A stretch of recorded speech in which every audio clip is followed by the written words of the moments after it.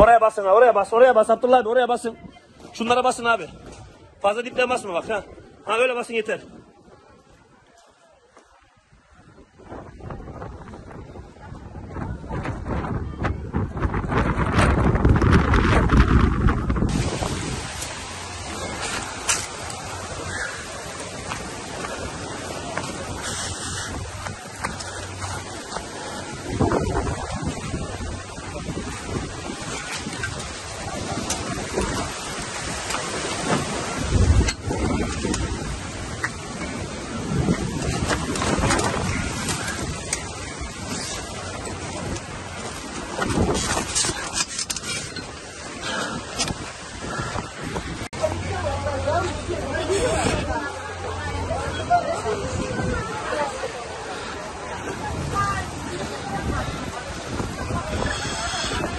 Yağmur geliyor.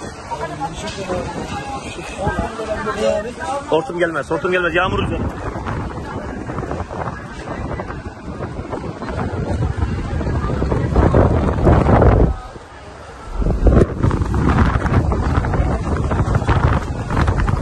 Abi oraya gerek yok, oraya şey. Buradan geliyor arkadan, buradan çıkar gidiyor. Onlar zaten şey yırtık, şunları sağlam tutacağız.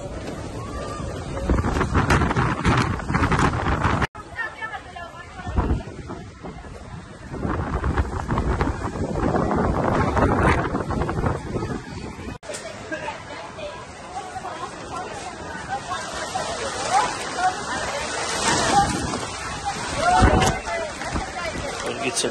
Burası şimdi ben gitsin.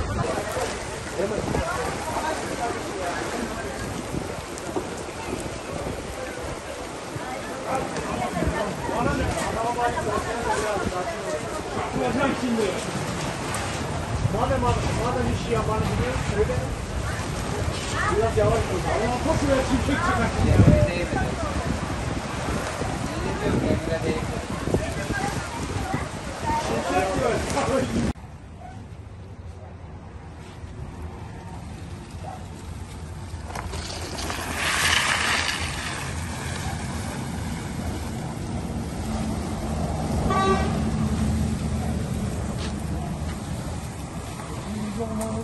Ne oldu abi burada az önce? Abi olsun çıktı.